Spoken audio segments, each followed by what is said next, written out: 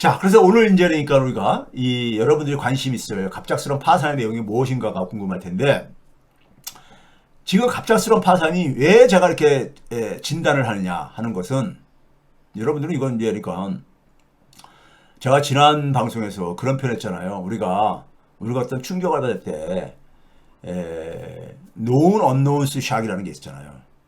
known unknown. 이건 뭐 알려진 것인데 우리가 어떻게 거기에 제대로 대응을 못 해가지고 생기는 충격이요. 예? 뭐 기후위기 같은 경우 그런 경우들이고, 그렇죠? 이런 것들이잖아요. 지금 우리가 살아가고 있는 시대 속에서, 우리 사회 속에서 갑작스러운 파산이 일어날 수밖에 없는 이유가 있습니다. 제가 그동안 했잖아요. 박정희 시스템이 수명이 종언됐다. 박정희 시스템이요. 이게 우리 내부의 문제예요. 그러니까 그래가지고 그 결과가 우리 사회의 면역력이 굉장히 약화돼 가고 있습니다. 경제적인 면역력이 굉장히 약화돼 가고 있어요. 경제 면역력. 예? 경제 면역력이 최근에 우리가 경제가 전년벽처럼 확산되는 이유도 경제 면역력이 굉장히 약화됐기 때문인 거예요. 면역력이요. 경제 사회 면역력이 굉장히 약화된 거예요. 여기에 뭐냐면요. 또 하나 이제 외부 충격이 뭘로 오고 있습니까요? 20세기 국제 질서가 사실상 수명이 끝났잖아요. 트럼프가 거기에 그러니까 마침표를 찍고 있잖아요. 미국이 만든 그러니까 2차 세계대전 이후에 소위 국제 질서를 스스로 트럼프가 그러니까 해체시키고 있잖아요. 해체시킬 수밖에 없는 이유가 있습니다. 물론 트럼프가 그렇게 하는 이유는요. 이걸 제가 뭘로 비유를 하냐면 폴트라인이라고. 폴트라인이 뭡니까? 우리가 이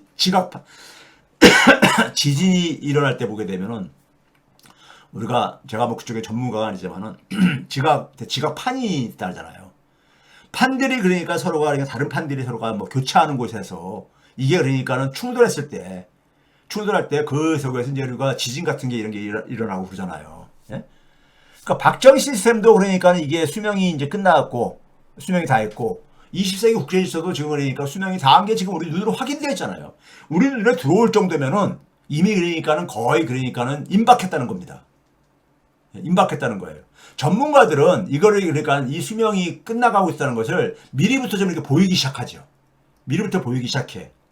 그래서 일찍이부터 막 그러니까 문제를 그러니까는 이게 큰일 났다 이렇게 경고하는 사람들도 있는데 잘 그게 사람들의 의식이 안 들어오죠. 왜냐면 이게 서서히 진행되거든요. 그렇기 때문에 제가 아까 그랬잖아요. 아까 앞에서 그래주얼리 파산은 그러니까 처음에는 그래주얼리 진행된다. 점차적으로 진행되어져요. 근데 그게 전문가들 눈에는 보이기 시작하죠. 그 단계가 그래주얼리 단계예요. 그래주얼리 단계예요. 그다가 이제 모든 사람들의 눈에 다 보일 때 그때는 뭐냐? 서든리 단계로 가는 거죠. 서든리 단계로 가는 거예요. 지금 그런 상황이 아닙니까? 여러분들 눈에 그렇게 안 보여요? 지금 우리 사회 속에서 우리 지금 보게 되면요. 가장 취약한 부분들 자영업자 중소기업뿐만 아니라 일반 가게들 중산층 서민주택뿐만 아니라 대기업들도 굉장히 안 좋아요. 네? 안 좋습니다. 이게 뭐냐면 그동안 쫙 진행되어 왔던 거잖아요. 그렇죠? 그래주얼리. 그러다가 최근에 극도로 그러니까 이것이 면역력이 약화돼 버렸어요. 우리 사회경제 시스템이요. 거기다가 트럼프가 이기가 시작하면서 미국이 주도해서 만든 20세기 국제질서가 완전히 사망 선고를 내렸잖아요. 그렇지 않아요? 그렇게 안 느껴져요, 여러분들이요? 그 충격이 지금 전 세계에 지금 일어나고 있는 거잖아요. 이 서든리 단계로 진입하는 겁니다. 서든리 단계로요. 자, 이제 봅시다요.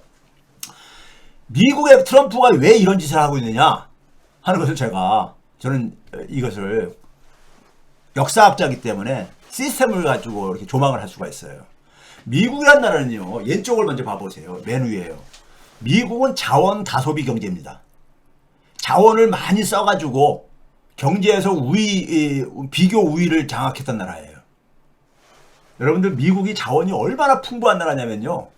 1차 세계대전 이전 바로 직전 1913년도에 미국의 지알라지컬 서라고 있죠. 거기 보게 되면요. 우리가 20세기에 산업화를 하는데 공업화를 하는데 속에서 많은 자원들을 사용을 하잖아요. 지하자원들. 그 핵심 20대 지하자원 중에서 13개인가 14개가 미국이 압도적으로 1위예요. 압도적으로 1위예요. 하나 상징적인 예를 하나 들어볼게요. 1890년대부터 미국은요. 영국 경제를 앞서기 시작합니다. 1인당 국민소득에서 앞서기 시작해요. 예? 미국이요. 1890년대부터. 이미 그러니까는 19세기 말에 게임은 끝났던 거예요. 달러로 패권이 넘어간 것은 대공황 이후 2차 세대는 이후지만은 그 전에 이미 그러니까는 영국은 그러니까 미국한테 주도권을 뺏깁니다. 19세기 말부터요. 뺏겨요. 근데 1890년대에요. 미국의 소위 말해서 산업별 그러니까 산업별로 가장 그러니까 비중이 높은 산업들을 랭킹을 쭉 매기고 이제 미국의 이제 센서스 데이터 같은 경우 통계를 보게 되면 1890년대 여러분 있잖아요. 랭킹 2, 두 번째가 어떤 산업이었는지 아세요? 목재 산업이었었습니다. 저 그거 보고 그냥 깜짝 놀랐어요. 미국이 그러니까는 영국을 1인당 소득에서 앞서기 시작하는 1890년대까지 목재 산업이에요.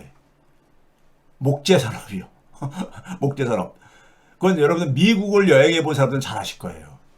미국은 보게 되면은 그러니까 우리가 저쪽 뭐 동부 쪽을 많이 본다면은 동부 쪽을 보게 되면 저쪽 저기 이제 플로리다부터 해가지고 저쪽 워싱턴 뉴욕까지 쭉 걸어 올라가는 쪽에서 보게 되면은 그게 뭡니까? 그게 애팔레치 산맥 쪽입니까? 그쪽에 보게 되면 이 나무들 수목이 있잖아요. 아주 그냥 쭉쭉 길 뽑은 게 아주 그냥 울창하죠. 진짜 너무 우리가 흔히 말해서 목재로 쓰기에 좋은 나무들이 가잖아요. 그렇죠? 그러니까 뭐냐면 미국이 여러분들 저는 미국 가가지고 제가 깜짝 놀란 게 뭐냐면요. 저는 미국 가기 전에는 탄광이라는 것은 지하에만 있는 줄 알았어요. 그리고 석탄은 다 무연탄인 줄 알았어요. 석탄은 다 무연탄인 줄 알았어요. 물론 갈탄도 일부 얘기 들어봤지만 되게 무연탄이 저건 줄 알았어요. 대한민국이 제일 많은 게 무연탄이니까요. 근데 미국에 가보니까 무연탄은 좀 질이 떨어지는 저기 석탄이고 가장 질이 좋은 것이 역청탄이라고 이제 있는데 미국은요. 석탄 탄광이 노천 탄광이 많습니다. 노천 탄광이. 노천 탄광은 말 그대로 그러니까 지상에서 캐내는 거예요. 지상이니까. 지상에서 그냥 이렇게 캐내니까 얼마나 그러니까는 저기 저 석탄을 채굴하기 쉽겠어요. 그래서 석탄 가격이 되게 쌉니다. 석탄 가격이 되게 쌌었어요. 예? 에너지원을 확보하는 게 굉장히 중요하잖아요. 산업화에서요. 그런데 그럼에도 불구하고 미국은 석탄보다도 더 경쟁력 있는 에너지원이 뭐였었느냐? 목재였었습니다. 목재가 더 쌌던 거예요. 너무 풍부해가지고요. 그러니까 미국의 산업은 철저하게 뭐냐면요. 에너지하고 그다음에 자원을 많이 소비하는 방식으로 경쟁력을 확보합니다. 경쟁력을 확보해. 제가 옛날에 한번 미국 경제 설명하면서 이거 잠깐 설명드린 적이 있었어요. 예?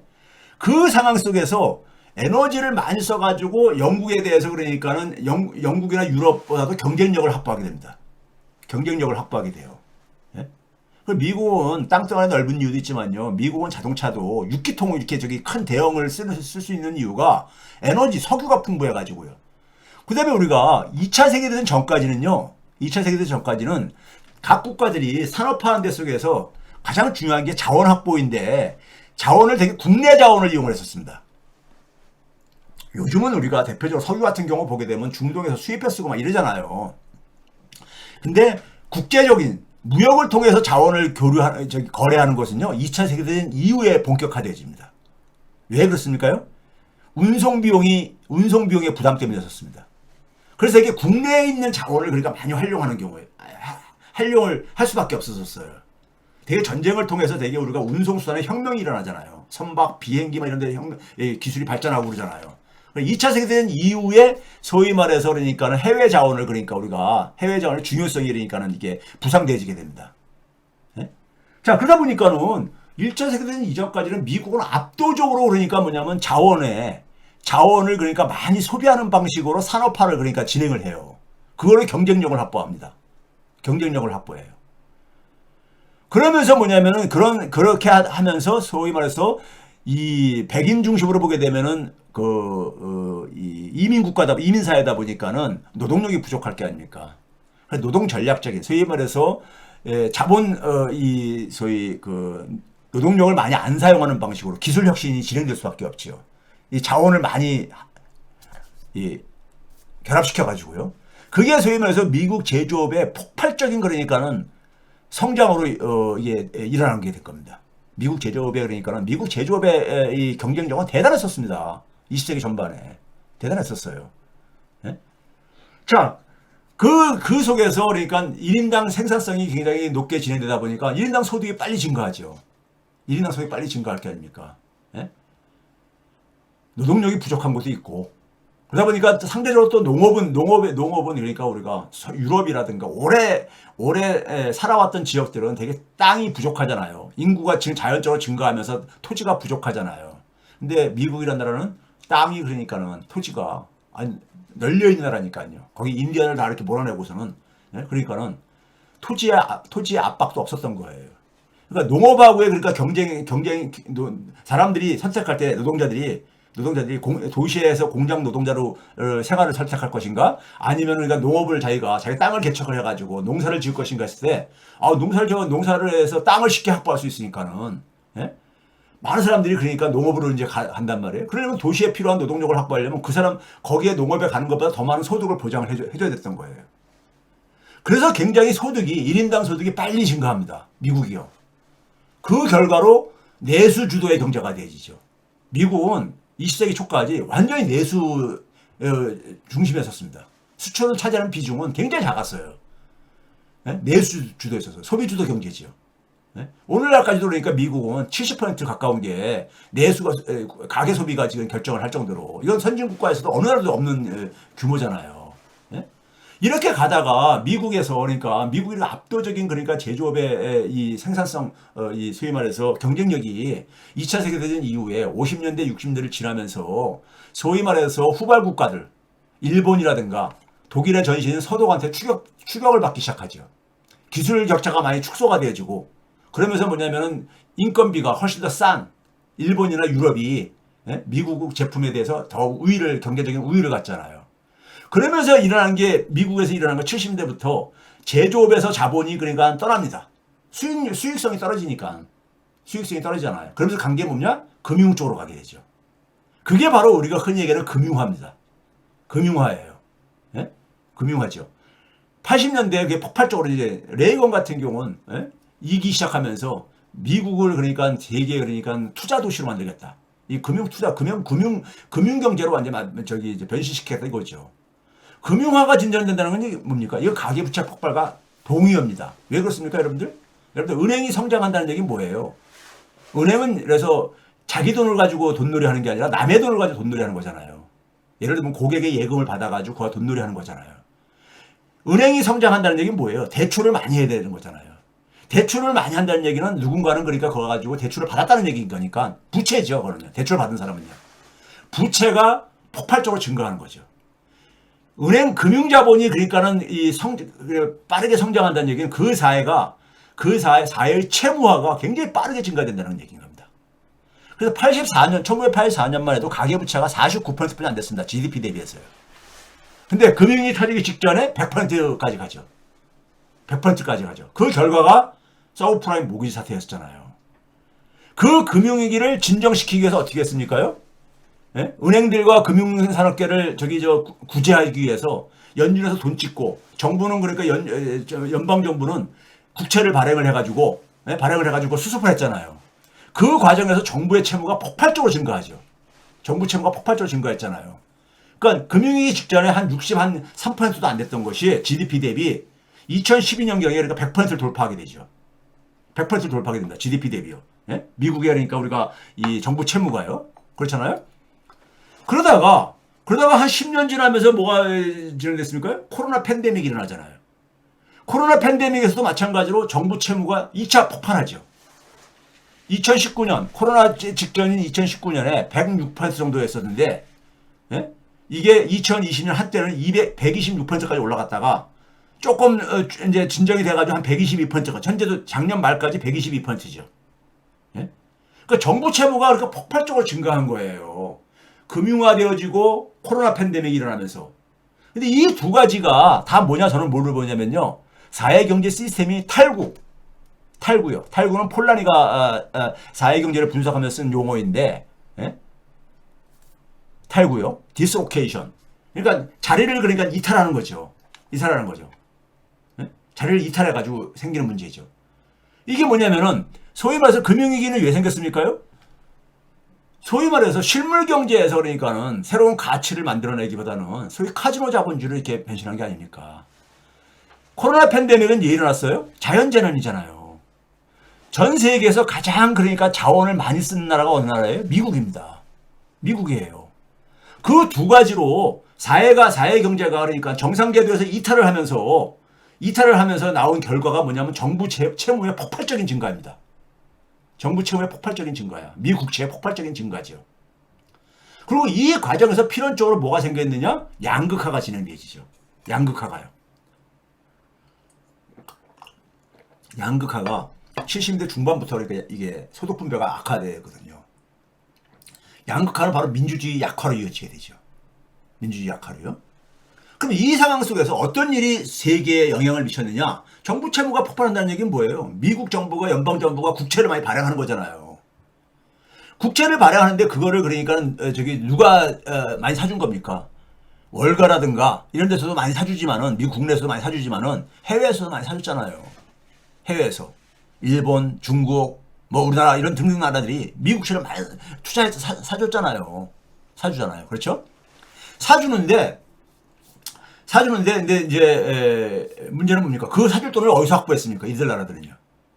미국에다 물건 팔아가지고 무역 흑자에서 벌어진 달러를 가지고 그걸 사준 거잖아요. 네? 그러니까 미국의 무역 적자로 인해서 달러가 해외로 유출된 거고 그 유출된 달러를 가지고 미국 정부가 발행한 채권을 사준 거잖아요. 네? 사준 거잖아. 그렇죠?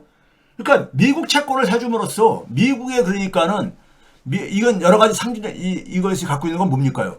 근데 문제는 뭐냐면 1980년대에는 주로 미국 국채를 많이 소위 말해서 미국에 대해서 무역 흑자를 보는 나라들이 되게 어떤 나라에 있었습니까요? 일본이나 서독 이런 나라들이 있었어요. 일본이나 서독은 아무리 그러니까 경제가 성장하더라도 미국을 절대 앞지르기 쉽지 않습니다. 구조적으로. 왜 그렇습니까? 두 나라는 2차 세계대전의 패전국가입니다. 패전국가. 미군이 주둔하는 나라잖아요. 지금도요. 지금까지도 미군이 주둔하는 나라잖아요. 왜? 패전국가거든요. 미국과 전쟁을 했던 나라잖아요. 그 나라는 미국한테 근본적으로 구조적으로 자유로울 수가 없습니다. 완전히 자유로울 수가 없어요. 예? 그러니까 1985년에 그 유명한 플라자 합의, 뉴욕의 플라자 호텔을 불러들여가지고 애나라 마르크화를 그러니까 크게 절상시켜라 해가지고 그걸 수습을 하는 식으로 했잖아요. 근데 21세기에 들어와가지고는 무역 흑자를 누가 보고 있느냐? 중국으로 바뀐 거죠. 중국으로 바뀐 거예요. 근데 중국은 이게 미국한테 뭐 빚진 게 없잖아요. 오히려 미국과 그러니까는 이 정치 군사적으로 대립관계, 이념적으로 대립관계에 있는 나라잖아요. 대립관계에 있는 나라잖아. 그러니까 독일이나 일본이 그러니까 미국에 대해서 많은 흑자를 갖고 있는 거하고는 완전히 다른 문제죠. 다른 문제죠. 그러면서 뭐냐면은 미국에다가 중국이 하는 건 주로 뭡니까? 제조업 제품을 그러니까 팔아가지고 제조업 제품을 수출을 해가지고 미국에 대한 채권 국가가 돼버린 거잖아요. 예? 근데 독일이나 일본은 미국한테 덤비지는 않아요. 미국의 패권을 인정을 한다고. 근데 중국은 미국의 패권을 인정을 안 하잖아요. 큰 차이가 이겁니다. 예? 미국은 패권 국가이고 패권을 포기할 마음이 0.1%도 없단 말이에요. 없어요. 예? 근데 중국은 그러니까 그것을 그러니까는 자기가 미국 패권을 절대로 인정해야 될 이유가 없는 거예요. 힘만 있으면은. 그러니까 미국 입장에서 볼 때는 어떻습니까? 이거 제조업이 완전히 미국에다가 의존을 하는요. 뭐 월마트에서 파는 것 중에 뭐 한 60% 이상을 그러니까 중국 제품으로 채운다는 이런 제가 얼핏 기사를 봤는데 아마 그 정도일 겁니다. 그러니까 중국 제조업에 절대적으로 의존하잖아요. 근데 그러다 보니까 어떻습니까? 자기의 잠재적인 이웃 국가한테 제조업은 우리가 굉장히 중요한 산업이잖아요. 아무리 그러니까 무슨 제조업의 비중이 작아졌어도 중요한 산업이잖아요. 예? 그렇죠? 그러니까 뭐냐면은 거기에서 대응하려니까 어떻게 합니까? 미국의 제조업을 그러니까 중국한테 소위 말해서 피해를 받지 않도록 중국이 그걸 제조업을 보복을 했을 때 피해를 안 받도록 그게 바로 뭡니까요? 바이든 정부 때는 그것을 뭐냐면 공급망 탈중국 하면서 공급망을 구축하겠다는 것이고, 예? 트럼프는 최근에 뭐라 하면 제조업 르네상스 시대를 만들겠다. 그게 다 뭡니까요? 미국의 제조업을 자립적인 적어도 중요한 제조업은 다 미국이 그러니까 자립할 수 있도록 만들겠다는 거잖아요. 예? 제조업을. 이겁니다. 왜 그러냐? 아, 중국 못 믿겠다 이거죠. 중국이 자기 패권에 도전을 하는 나라니까. 그렇죠? 그다음에 또 하나는 뭐예요? 세계 최고의 패권, 저기 저 뭡니까요? 달러를 많이 갖고, 세계 제일 많이 달러를 갖고 있는 나라잖아요. 달러 제일 많이 갖고 있는 나라잖아요. 외환보유고가 3조 달러 이상 이렇게 갖고 앉아있으니까요. 3조 달러가 뭡니까? 하여튼 뭐, 4조 달러 가까이. 그러니까 달러를 제일 많이 갖고 있잖아요. 그 채권 국가잖아요. 이거를 가지고 미국 금융시장에도 그러니까 영향을 미친다고 보는 것이 미국의 금융위기 때 미국의 지식인들이 했던 얘기잖아요. 소위 말해서 글로벌 불균형이, 예? 이게 영향을 미친다고 하는 거잖아요. 어쨌든 간에 중국이 그러니까 그렇게 많이 확보한 달러를 가지고 달러 패권을 또 위협한다 이거예요. 달러 패권도 위협한다 이거죠. 이 달러 패권은 왜 생겼느냐? 달러가 왜 나갔냐 이거예요. 무역 적자 때문에 생긴 게 아니야 이거예요. 그러니까 무역 적자를 해야지만이 이 문제가 해결된다고 보는 거죠.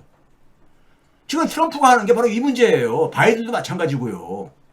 지금 뭐냐면 미국 내에 그러니까 제조업 기반을 다시 그러니까는 구축하겠다는 거. 그다음에 뭐냐면은 중국이 그러니까는 중국에 대한 이 무역 적자를 그러니까는 이걸 하겠다. 이거 오바마 때부터 한 거예요 사실은요. 네? 민주당 공화당 정도 차이가 있지만은 트럼프는 이걸 굉장히 뭡니까 거칠게 하는 것뿐이에요. 네? 그 중국이 뭐냐면 중국은 어떻게 하고 있습니까요? 네? 소위 말해가지고 브릭스 체제라는 게 뭐예요? 달러 안 쓰고 이 거래하는 데 속에서 자국의 통화를 사용하자 이거잖아요. 달러 패권을 정면으로 그러니까 도전하고 있는 거잖아요. 네? 정면 도전하고 있는 거잖아. 그 달러 안 쓰면 트럼프는 그러니까는 불이익을 주겠다. 뭐 이런 식으로 하고 앉아 있고, 예를 들어 아르헨티나에 대해서 아르헨티나에서 이제 구제금융 IMF 구제금융 받으니까는 니네 그러니까는 중국하고 예? 이 브릭스 저거에서 가입하고 그러면 너희들 IMF 구제금융 지원 안 하겠다. 뭐 이런 식으로 협박하고 그러잖아요. 그렇죠? 이건 우리가 필연적으로 발생하는 거예요. 이건 패권의 충돌입니다. 패권의 충돌이야. 하늘 아래 그러니까 태양이 두 개의 태양이 존재할 수 없다는 것처럼 패권주의라는 건 그런 거잖아요. 이게 그러니까 근대 민족 국가, 그러니까 우리가 이 근대 국가의 하나의 더러운 욕망이죠. 욕망이죠. 예? 소위 말해서 국제관계는 기본적으로 힘의 논리에 의해 가지고 패권을 장악하겠다는. 예? 그렇죠? 여기에 그러니까 중국은 동의 못하겠다 이렇게 나오면서 이건 충돌이 불가능한 거잖아요. 충돌이 국제관계가 양립이 불가능하니까 미국과 중국은 양립이 불가능한 거예요. 이런 서로 존재인 거예요. 이런 상황 속에서 또 다른 게 진행되는 게 뭡니까요? 맨 밑에 보게 되면 지금 기후변화 얘기가 굉장히 진행되고 있잖아요.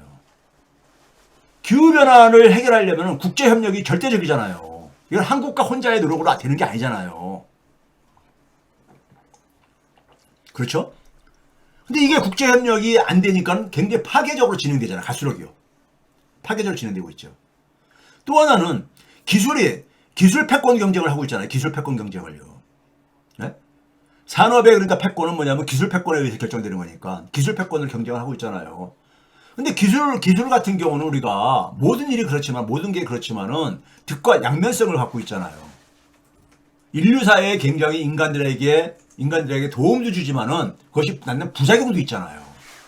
부작용이 있잖아요. 대표적으로 인공지능이 그러니까 굉장히 우리가 많은 부분 속에서 그러니까 우리가 과거에 우리가 컴퓨터를 도입하고 인터넷을 도입함으로써 많은 그러니까 우리가 소위 경제적인 그러니까 삶뿐만 아니라 많은 부분 속에서 우리가 삶을 개선시킨 측면도 있지만은 굉장히 많은 부작용도 야기시키고 있잖아요. 예? 많은 디지털 상에서 많은 그러니까 우리가 그렇죠? 그러니까 인공지능은 더 그런 것들이 부정적인 면들이 많이 우리가 예상되어지고 있잖아요. 근데 이것도 그러니까는 국제 협력이 필요한 거란 말이에요. 근데 국제 협력이 빈곤하니까는 여기서 굉장히 파괴적으로 진행되고 있죠. 서로가 뭐냐면은 내가 그냥 더 상대 국가보다 우위를 갖기 위해 가지고 협조라는 건 전혀 없죠. 상대방은 주저앉히고 내가 우리가 그 패권을 주도하겠다는 이것만 있는 거잖아요. 그게 지금 전체 그러니까 이 모습이잖아요. 지구상에 간단히 얘기하면 지구촌의 모습은 바로 이겁니다. 지구촌의 모습은 이거인 거예요. 네?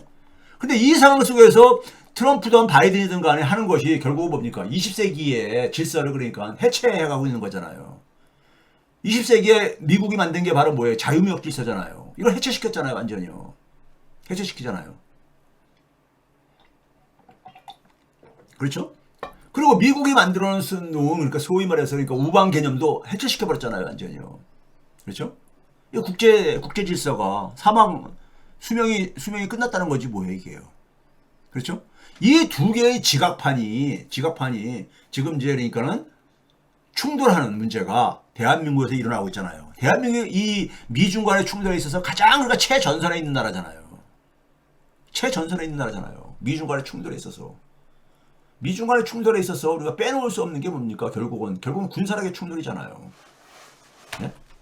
자, 최근에 이제 우리가 최근 사태로 좀 돌아와 보세요. 최근 사태로 돌아오게 되면 트럼프가 90일 유예 중국만 빼놓고 90일 유예한다.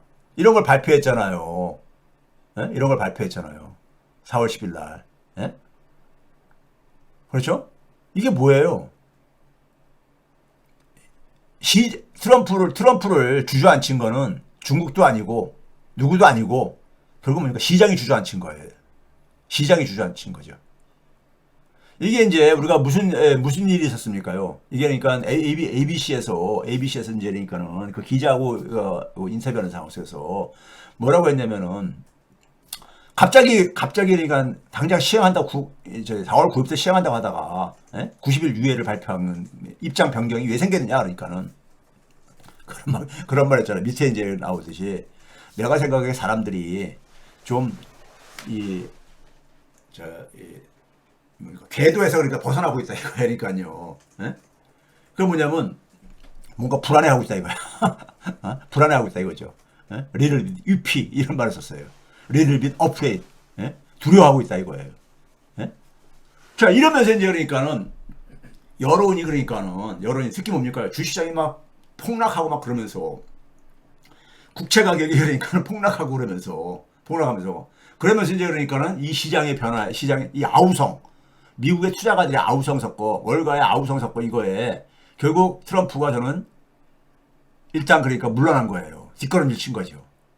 이런 일이 있었잖아요. 그렇죠? 여러분 아시다시피. 자, 이걸 상황을 보게 되면 미 국채 가격이 4월 8일 이후부터 4월 9일부터 시행한다 그러니까는 급등하 미 국채 가격이 이게 미 국채 수익률입니다.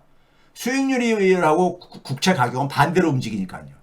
반대로 움직이니까는 국제 수익률이 이렇게 저기 뭡니까요? 4% 밑에까지 좀 내려갔었어요. 3.9% 정도까지요. 내려갔다가 그냥 쫙 올라가죠. 4.5%까지 그냥 쫙 올라가잖아요. 네? 9일부터 시행한다고 막 이제 90일 유예 발표하기 전에요. 네? 하니까 쫙 올라갔었어. 그냥 가파르게. 저 빨간색으로 네모친 부분이 그겁니다. 그렇죠? 쫙 국채 가격이 막 폭락한 거죠. 국채 가격이 그러니까 막 요즘 애들 여러분 개 폭락한 거죠. 그렇죠? 막 폭락을 하다 보니까는 그러다 보니까는 이제 이런 상황 속에서 그 유예 발표를 한 거예요. 그럼 사실 진정이 됐잖아요. 진정이 됐는데 그게 뭐 하루도 안 가가지고 다시 또 올라갔죠. 다시 올라가고 그랬잖아요. 그래가지고 지난 주말에는 그러니까 4.6% 근처까지 올라갔다가 한 4.5% 거의 저기 근처선에서 마감을 했잖아요. 4.494 정도에서 마감을 했잖아요. 그렇죠? 아, 또 인터넷이 끊겼네요. 잠시만요.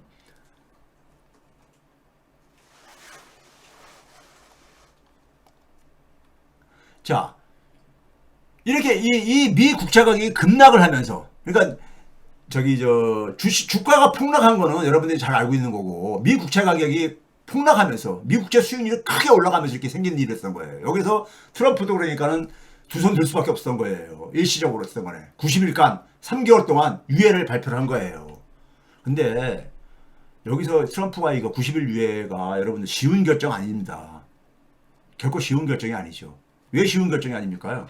대통령이 이랬다 저랬다 하는 것이 이게 정상적인 건 아니잖아요. 그렇죠? 정상적인 건 아니잖아요. 그러면은 이런 상황이 왜 벌어졌느냐? 자 봅시다. 작년 우리가 9월 이후에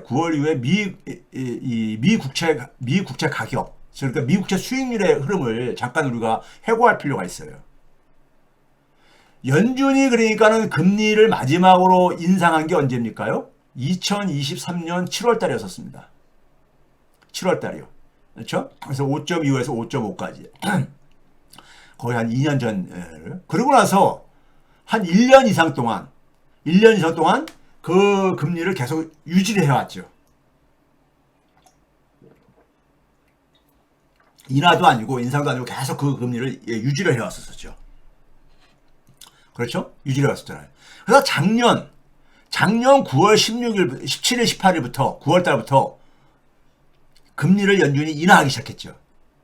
9월 17일, 18일이요. 보통 한 이틀간에 걸쳐서 하니까는. 첫 번째 그 한 게 0.5%포인트를 내렸죠. 0.5%포인트를요. 그렇죠? 그러고 나서 11월 달에, 10월 달에는 없으니까는 11월 달에 11월 6일과 7일에 0.25%포인트를 또 내렸죠. 그리고 12월 달에 12월 17일, 18일 때 다시 또 0.5%포인트를 내렸죠.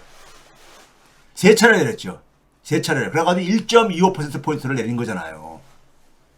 그렇죠? 그래서 4에서 4.25%포인트가 지금 와 있는 거잖아요. 근데 그 시기에 연준이 금리를 내리게 되면은 시장 금리도 되게 내려가는 게 우리가 상식적인 얘기잖아요. 이 당시에 그래서 연준이 드디어 이제 그러니까 금리를 이제 내릴 것이다 하는 이런 전망 때문에 그 이전부터 이게 지금 앞에 쪽을 보게 되면 4월달 이후부터 특히 5월 이후에 보게 되면 쫙 내려가기 시작하잖아요. 미 국채 10년물 수익률이요. 네? 수익률이 내려간다는 얘기는 미 국채 가격이 상승하는 거잖아요. 국채 가격이요. 그래가지고 연준이 그러니까 이제 금리까지 내리기 시작해? 그럼 더 내려가겠네 해가지고 당시에 미 국채 투자에 대한 열풍이 좀 불었었어요.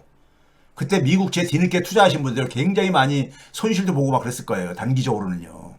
네? 그렇죠? 연준이 금리를 세 차례나 12월 달까지 9월 달부터 해가지고 12월 달까지 3개월 동안 쫙 1.25%포인트나 끌어내렸는데 그해 연말에 미 국채 수익률은 오히려 반대로 쫙 올라갑니다. 10년물 수익률은요. 올라가 버렸어. 그렇죠? 그러니까 예상과 달리 정반대로 올라가 버렸죠. 올라가 버렸어. 그렇죠? 그래가지고 4% 선이 거의 마지노선처럼 올해 들어와가지고 4%가 거의 마지노선처럼 이렇게 굳혀지고 있죠. 4% 밑으로 잘 안 내려가고 앉아있잖아요. 네? 안 내려가고 있잖아요. 그러니까 시장에서는 처참하면 그러니까 이제 연준이 본격적으로 금리를 이제 인하하는 속도가 문제이지 금리를 계속 인하하는 것은 이거는 어쨌든 간에 수순이라고 생각을 했던 사람들은 굉장히 당혹스러웠던 진행이었었어요. 네? 미 국채 10년물이 물론 이제 단기물 같은 경우는 1년 이하짜리는 많이 내려갔죠. 내려갔는데 적어도 그러니까 노트 네? 노트들 그러니까 우리가 중기 그러니까 국채 수익률 같은 경우도 중기 장기들 그러니까 안 내려갔죠. 별로 안 내려갔죠. 그렇죠? 미 국채 수익률이 안 내려간다는 것은 미국 재정이 어떤 의미입니까요? 이자 부담이 굉장히 커지는 거잖아요. 이자 부담이요. 자, 이거 봐보세요. 이게 뭐냐면은 미국의 그러니까 미국 재무부가요. 이 자기들 상환하는 거 있잖아요. 미국 국채 상환하는 거, 상환 계획을 계속 이거를 발표를 합니다. 주기적으로 발표해요. 분기별로 발표를 합니다. 발표하는데 여기 딱 봐보세요. 12개월 이내 미국의 그러니까 미 국채 시장에서 그러니까 거래하는 미국 국채는요.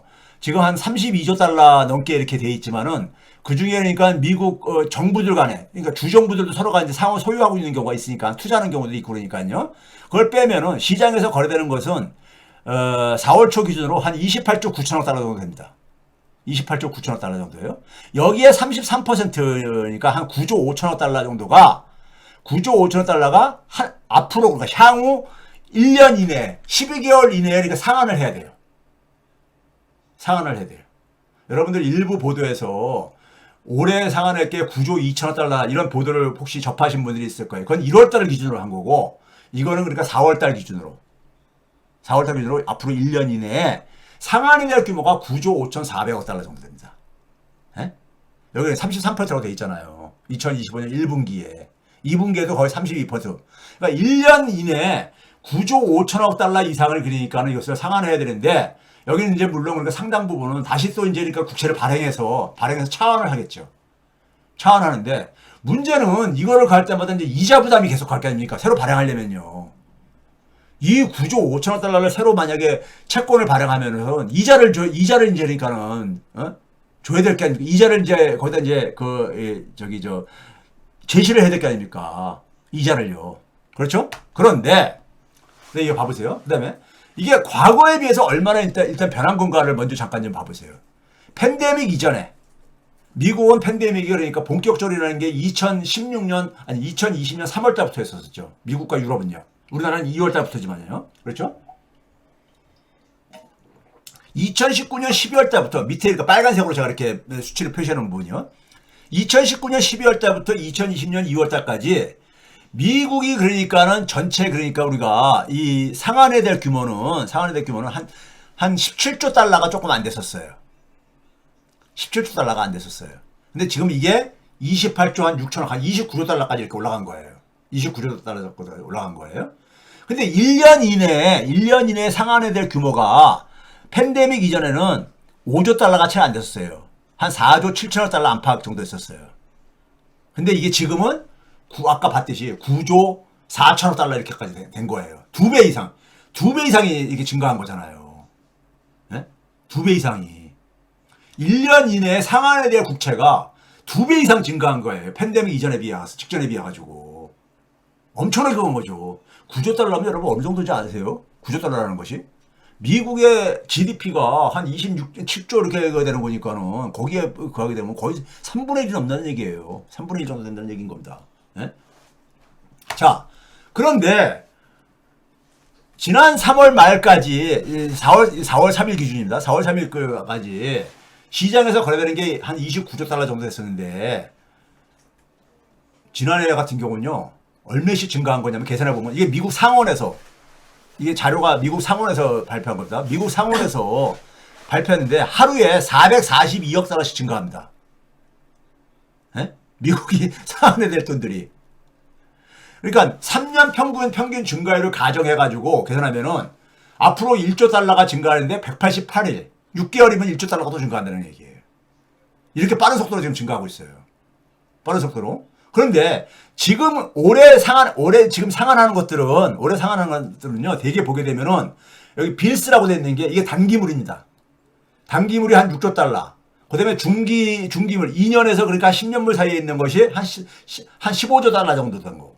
그 다음에 장기 채권이 한 5조 달러가 조금 안 되고 이렇게 돼 있고 나머지 기타 그렇게 돼 있는데 근데 문제는 뭐냐면 이 중기 가장 많은 15조 달러 정도 되는 것이 이자 비율이 지금까지는 팬데믹 이후에 금리가 굉장히 낮았었잖아요. 그때 발행을 했을 때는 평균으로 보니까 3%가 안 돼. 예? 자기들이 지불해야 될 이자가 3%가 안 됐었어, 평균. 근데 지금 여러분 최근에 그러니까 우리가 2년물부터 10년물까지 국채 수익률 봐보세요. 10년물 같은 경우는 지금 5%에 지금 접근하고 있잖아. 그러니까 되게 이게 평균 내게 되면 4%가 넘어요. 그러니까 3% 밑으로 그러니까 이자 지급하다가 한 5% 가깝게만 이렇게 지급하고 그렇게 해보세요. 예? 이자 부담이 굉장히 클 게 아닙니까? 이자 부담이. 지금 이것 때문에 골머리 앓는 거야, 지금요, 미국은요. 골머리 앓는 거야. 이게 지금 그러니까 눈덩이처럼 굴러가고 앉아있는 거야, 지금 그러니까. 지난해 하루에 442억 달러씩 증가했는데, 이게 더군다나 앞으로 그러니까 이자까지 그러니까 이게 같이 거기다가 가속도가 붙게 버리면은, 이게 지속이 불가능하죠. 그래서 이거 봐보세요. 근데 이제 문제는 뭐냐면, 그래서 트럼프가 파월을 막 압박하는 거예요. 금리를 내리라고. 내리라는데, 파월 입장에서는, 연준 입장에서는 뭡니까요? 물가가 안정되거나, 아니면 그다음에 경기가 침체하거나, 무슨 그다음에 금융시장이 대혼란이 오거나 해야지 무슨 이 나라 할 게 아닙니까? 예? 그런데 지금 물가도 지금 불안불안하고, 예? 파월을 압박을 하는데 저는 파월 압박해봤자 별 소용없습니다. 왜 그러냐면요. 아까 보였듯이 작년 9월 달부터 최근까지 여러분들 연준의 금리하고 미국제 10년물 수익률하고 반대로 움직였습니다. 반대로 움직였어. 상관성이 마이너스 80%예요. 반대로 움직인다는 얘기예요. 그 얘기는 뭐냐면 연준금리가 단기채 수익률에는 영향을 미치고 있지만은 중장기채에는 영향을 못 미치고 있다는 얘기예요. 영향을 못 미치고 있다는 얘기죠. 예? 영향을 못 미치고 있다는 얘기예요. 그렇죠? 자, 이 얘기는 왜 못 미치고 있냐? 그건 뒤에서 다시 얘기하겠다고. 못 미치고 있다는 겁니다. 그러니까 파월을 막 압박해봤자 별 효과가 없는 거예요. 트럼프는 지금 뭐냐면은 미국 정부 채무가 지금 자기가 지금 집권하면서 지금 굉장히 늘려줬는데 연방정부가 쓸 수 있는 부채를 굉장히 늘려줬는데 그게 지금 다 바닥나게 생긴 거야. 예? 1년도 안 돼서 다 바닥나게 생겼는 거예요, 지금요. 예? 그리고 이게 지금 가속도가 붙은 거예요, 가속도가. 엄청난 가속도가 붙은 거예요, 지금요. 왜? 그동안에는 금리라도 쌌었어. 근데 금리도 굉장히 지금 안 내려고 앉아있는 거예요. 그러니까 금리 내리는 게 저희 트럼프한테는 굉장히 큰 숙제인 거예요. 큰 숙제인 거야. 근데 중장기 금리는 시장에서 결정되잖아요. 연준의 영향력이 굉장히 제한적이라 이거지입니다. 이게 지금 핵심이에요. 자, 거기다가요. 시장의 변화가 어떤 변화가 생겼냐면요.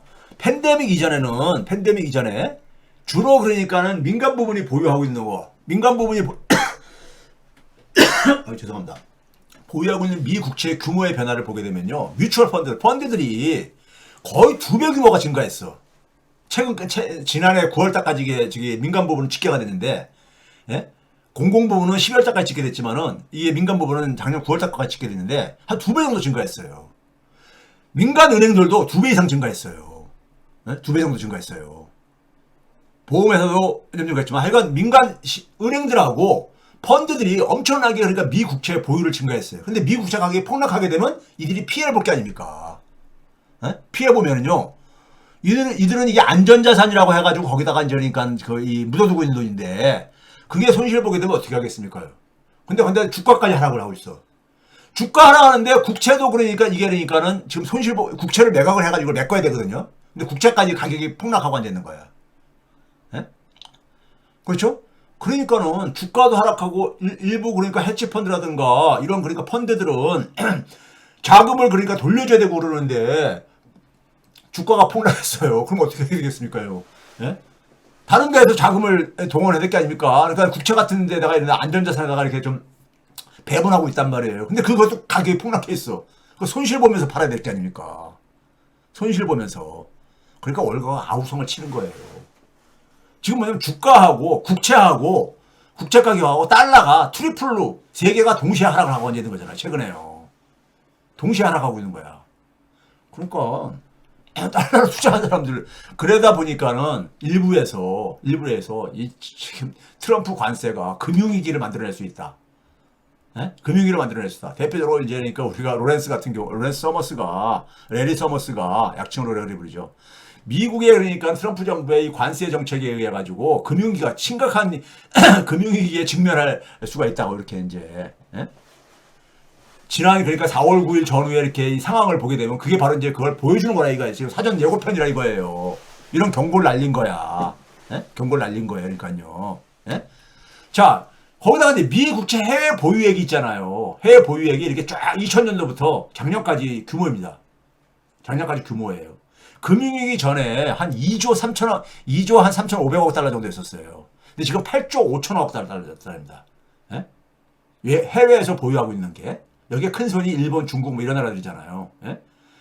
근데 2022년도 어떤 애 있었습니까? 금리가 막 올라가면서 미 국채가 막 폭락했을 때 있었잖아요. 예? 미 국채 유동성 사태가 있었을 때 10월 그해 가을에 그때 쫙 이게 줄어들었었어요. 손실 봤으니까. 그러다가 많이 회복이 돼가지고 그리고 또 추가로 투자한 게 있어서 한 8조 5천억 달러 정도 갖고 있습니다. 해외에서 보유하고 있는 게. 근데 지금 그러잖아요. 최근에 지금 미 국채 가격의 흐름을 보게 되면 중국 애들이 팔아는 게 아닌가. 국채 가격이 폭락할 것 같으면 미도 팔기도 해야지요. 해야 되는데 하여간 이것도 하나 큰 변수고요. 그러니까요. 중국으로서는 그냥 카드 하나 갖고 있는 거야. 그러니까 트럼프가 막 협박하면은 자기도 카드 갖고 있다는 얘기인 거죠. 그래서 미 국채 해외 보유액을 봐보세요. 2000년부터 12년 동안 앞에 12년 동안에는 한 5.5배가 증가했어요. 근데 후반부 12년 동안에는 한 1.5배뿐이 안 증가했습니다. 절대 규모는 굉장히 많이 증가했지만은 증가 속도는 굉장히 그 얘기는 뭡니까? 달러를 그러니까는 기피를 하는 이런 흐름도 있다는 거예요. 이게 바로 겁니다. 미국의 총 그러니까 이 미국이 지금 여러분들 미국의 총 채무액이 국채 발행이 36조 달러가 넘습니다. 36조 2천억 달러 돌파했어요.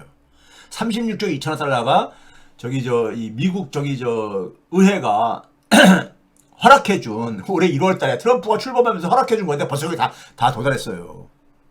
그래서 이게 올해 5월달, 빠르면 5월달, 늦어도 그러니까는 올해 가을까지는 이게 문제를 저기 부채 상한선을 또다시 늘려주지 않는 이상에는 이게 문제가 생길 거다. 이 얘기하는 거잖아요. 예? 근데 해외 밑에 파란색 선은 해외가 보유하고 있는 거야. 격차가 갈수록 커지고 있죠. 그러니까 미국 정부가 발행하는 국채를 해외에서 옛날만큼 그러니까 흡수를 안 해주고 있다는 얘기인 겁니다. 흡수를 안 해주고 있는 거예요. 그러니까 지금 그런 말까지 나오는 거 아닙니까? 트럼프가 100년짜리 만기를 100년짜리 해가지고 이거를 강제로 우리가 떠넘기려고 이거 사라 이런 말까지 나오는 거잖아요. 미쳤다고 그걸 누가 사겠어요? 그럴 거죠. 100년 협박을 하겠다 이거죠. 그러니까요. 이런 식으로 해외 보유 비중입니다. 그러니까 전체 미 국채 중에서 해외 보유 비중이 한 10%포인트 최고에 대비해서 한 10%포인트 줄어들었어요. 10%포인트 줄어들었습니다. 예? 그러니까 뭡니까? 탈달러, 이 미 국채하고 달러는 같은 말이잖아요. 탈달러 이 흐름이 좀 있는 겁니다. 자, 이거 봐보셔야 되네요. 지금 트럼프를 말릴 수 있는 사람은 이번 사태에서 봤듯이 예? 시장 그리고 거기에 중국이 일부가 시장과 중국 정도가 트럼프에게 효과적으로 그러니까 저항할 수 있는 힘을 보여준 거예요. 나머지 나라들은 전부 다 굽신거리죠. 그러니까 트럼프가 뭐냐면 나한테 다 굽신거린다고. 지가 세계 황제가 된 것처럼 의기양양해 하고 있잖아요. 그렇죠? 그럼 그런 상황 속에서 그런 상황 속에서 시장하고 중국만이 그러니까 트럼프를 그러니까 이렇게 좀 제어할 수 있는 이거라는 걸 우리가 지금 보여준 거예요. 그러다 보니까 처음에 보편관세 도입했다가 개별 보복관세 했다가 90일 유예하고 중국만 인상한다 이렇게 간 거 아닙니까? 이렇게 간 거잖아요. 예? 그런데 뭐냐면 미국제 10년물 수익률은요. 이게 지난 그러니까 한 10일 정도 4월 2일날 트럼프가 그런 선언을 하잖아요. 미국 해방일이다. 아유 죄송합니다. 잠깐만 기침 나서요. 그동안은 전 세계가 미국을 갈취해 갔다는 표현을 쓰잖아요. 미국을 갈취해 갔다고. 갈취해 갔는데 이제는 미국이 그런 세계로부터 해방되는 날이다. 참 표현도 미국이 그러니까 갈취를 당했다고 표현하잖아요. 예? 그래가지고 2일날 그러니까 그걸 이제 발표하잖아요. 그러면서 이제 미국이 드디어 미국의 해방일이다 해가지고요. 2일부터 시작합니다. 한 열흘 정도 지나가는 사이에 미국제 10년물 수익률이요 4.4%였던 것이 3.9%로 내려옵니다. 이건 이제 그러니까 유예를 시키면 쭉 떨어져. 그러다가 다시 또 거기다 다시 또 올라가고 앉아있고 막 이러잖아요. 그렇죠? 이런 식으로 해가지고 이제 지금 4.5%까지 갔어요. 자, 이거 봐보세요. 지난 10일 동안에 주가하고 달러하고 미국채 수익률하고 반대로 움직이는 거니까요. 다 떨어졌어. 다 떨어지는 거예요. 주가가 떨어지게 되면, 예? 주가가 떨어지면 그러니까 이 미국채도 사람들이 파는 거 아닙니까? 그러니까 당연히 뭐냐면 달러 자금이 이제 달러의 수요가 줄어들 게 아닙니까? 그렇죠? 이런 변화가 이렇게 진행되는 거예요. 근데 이제 문제는 뭐냐면 이 상황에서 제조업 일자리가 줄어들고 있어. 지난 1년 전에 비해 가지고 3월달 제조업 고용을 보게 되면은 제조업 일자리가 작년 3월달에는 1284만 개였었는데 이게 1276만 개 정도로 그러니까 7만 6천 개 정도가 그러니까 날아간 거예요. 네? 같은 달 비교로 전년 3월달 비교해서요. 그러니까 트럼프가 그러니까 지네 제조업 살리겠다고 지금 이러는데 제조업에서 별로 도움이 안 되고 앉아있는 거야 지금 여니까. 자, 그런 점에서 지금 상황을 정리하면 이런 겁니다. 트럼프는 지금 진퇴양난에 빠져있는 상황이에요. 그래서 제가 우리가 지금 사실상 이 컨트롤 타워가 부재한 상황이잖아요. 대한민국은요. 이게 그러니까 긍정적인 측면도 있다. 일단 시간을 버는 측면도 있다. 이런 얘기를 했잖아요. 트럼프를 다른 나라들이 상대하는 걸 보고서는 보면서 우리는 그러니까 천천히 대응을 하는 것이 유리하다 그랬잖아요. 근데 진퇴양난에 빠져서 트럼프는요. 빠진 거 지금 최근 그러니까 우리가 관세를 가지고 보여준 트럼프의 모습이에요. 이게 향후 리스크라는 얘기입니다. 트럼프는 감세카드 포기는 쉽지 않아 이거요. 자기의 거의 상징적인 저거잖아. 상징적인 이 정책이잖아요. 트럼프와 당면 과제는 뭐냐면 지금 감세를 한다고 보이고요. 이 감세를 가지고 감세 규모가 여러분들 뒤에서 자료 보여드릴게요. 어느 정도가 이게 지금 진행되고 있는지요. 그 다음에 감세가 확장 속에서 지속 가능 정부 채무를 그러니까는 상한 부담을 줄여야 돼. 줄여야 돼. 이런 게 하나 지금 있는 거예요. 아까 앞에서 얘기했듯이 미국 국채가 너무 빠른 속도로 지금 최근에 증가하고 있다 이거예요. 가속도가 붙은 거야. 에? 그러면서 뭐냐면 달러 패권도 계속해서 유지를 해야 돼. 감세는 하면서. 에? 이게 첫 번째 과제예요. 그럼 이걸 위해서 뭘 해야 됩니까요? 미 국채 수익률이 안정돼야 돼. 쉽게 얘기해서 떨어져야 된다고. 그래야지 그러니까는 일단 이 부담이 줄어들 게 아닙니까? 이자 부담하고. 그렇죠? 그 다음에 무역 적자를 통해서 달러가 해외로 나가잖아요. 지금 미국은 쌍둥이 적자로 하잖아요. 연방정부도 적자, 무역도 적자, 쌍둥이 적자라고 하잖아요. 흔히 트윈 데피시라고 얘기하잖아요.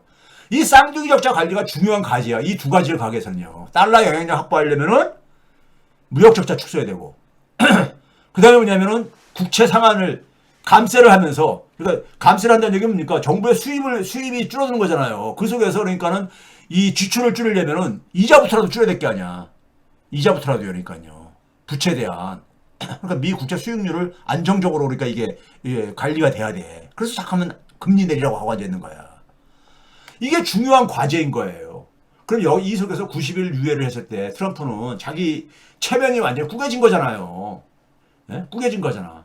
바로 전전날까지만 하더라도 그냥 이건 다 적용돼 하면서 이렇게 했는데, 밀어붙였는데, 이틀 만에 그러니까 이게 다시 이 방향을 바꾼 거잖아요. 이거는 한 나라의 대통령이 뭐 이랬다 저랬다 이거 장난하는 것도 아니고, 이거 큰 문제인 겁니다. 신뢰성에 있어서.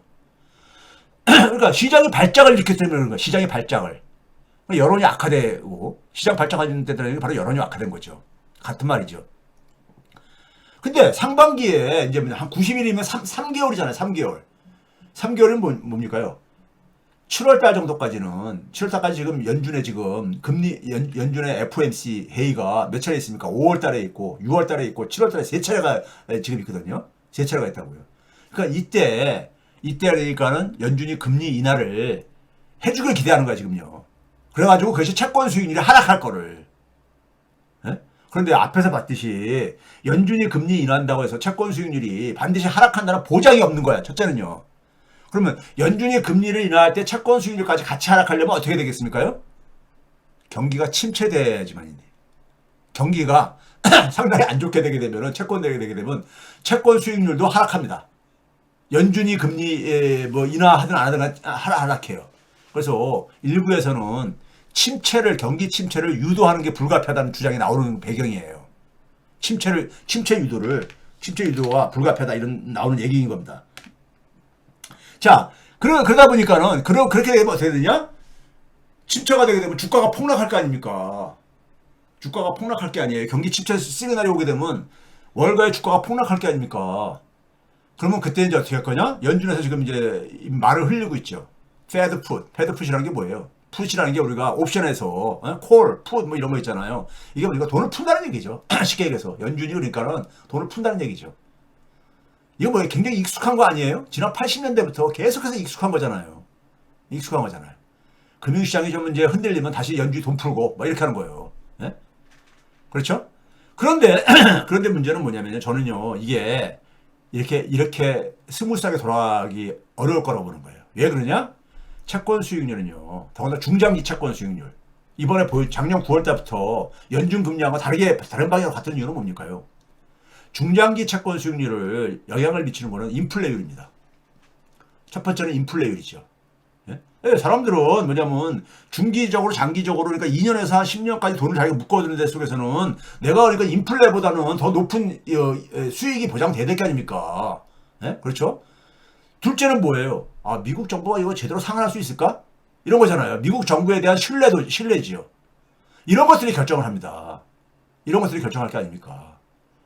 근데 지금 뭐냐면 미국 정부 채무가 너무 빠른 속도로 최근에 이게 증가하니까는 과연 이거 이 정부가 이거 감당이 가능한 것이냐? 이런 것을 해외에서보다도 미국 내에서 더 의구심을 갖고 있습니다. 네? 오히려 해외는 설마 미국 국채가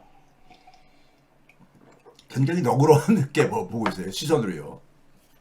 근데 문제는 뭐냐면은 문제는 예? 인플레이를 트럼프가 그러니까 관세를 포기하지 않는 이상에는 시장에서는 관세가 인플레를 연결시키고 앉았거든요. 그렇잖아요. 예? 관세 이코를 인플레로 연결시키고 있잖아. 연준조차도 거기에 동조하고 있고요. 근데 미국이 관세가 그러니까 인플레로 연결되는 건 트럼프 정부만 빼놓고 대체적으로 다 동의하는 거잖아요. 왜 그런지 아세요? 미국의 제조업의 생산성이 굉장히 낮기 때문에 그렇습니다. 생산성이 낮기 때문에. 제가 과거에도 보여드렸잖아요. 예? 그러니까 그러면 이게 인플레를 진정시키는데 한계가 있다. 관세를 하면서 인플레를 관리하는 거는 이거는 한계가 있다 이거예요. 그러면 중장기 채권 수익률을 안정화시키는 것도 굉장히 한계가 있다 이거죠. 예? 그러면 결국 뭐냐면 연준이 그러니까 계속 돈 풀어가지고 억지로 끌어내리는 거. 그럼 그거는 우리가 뭡니까요? 과거하고는 다른 거야. 과거에는 금융위기 때라든가 팬데믹 때는 어쩔 수 없다고 쳐. 근데 지금은 금융위기도 아니고 팬데믹 이런 상황도 아니잖아요. 근데 연준이 또 그러니까 뭐 양적 완화 같은 걸 해? 이거 지금 봐보세요. 피터슨이라고 피터슨 국제경제연구소라고 미국의 유명한 싱크탱크 중에 하나죠. 여기서 최근에 이걸 계산을 해본 거예요. 지금 공화당에서 미국 공화당 그러니까 이 공화당은 트럼프가 제시한 거 가지고 하는 거죠. 이 감세를 각 부문에서 감세를 가고 있어요.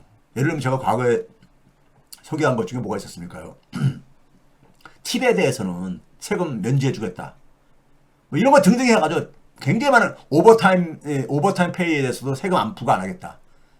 이래서 가지고 이거 가지고 많이 저걸 얻었던 거 아닙니까? 표를 얻었던 거잖아요. 예? 서민층들한테. 예? 이런 것들을 가지고 한 게 계산을 해보니까는 향후 10년 동안에 9조 달러가 넘는다는 거야. 적자 규모가. 지금 뭐냐면은 가뜩이나 지금 재정 적자가 지금 눈덩이처럼 불어나고 있는데 여기다가 지금 뭐냐면 감세를 인해 가지고 9조 달러가 향후 10년 동안에 9조 1천억 달러가 더 추가가 될 거라는 것이 최근에 피터슨 연구소에서 계산한 거예요. 이게 3월 30일 일자로 이게 나온 겁니다. 예? 제목이 그렇잖아요. 그러니까요. 공화당의 이 텍스 감세가 이 감세가 9조 달러를 그러니까 추가할 것이다. 미국의 채무에 이런 제목으로 돼 있잖아요. 예?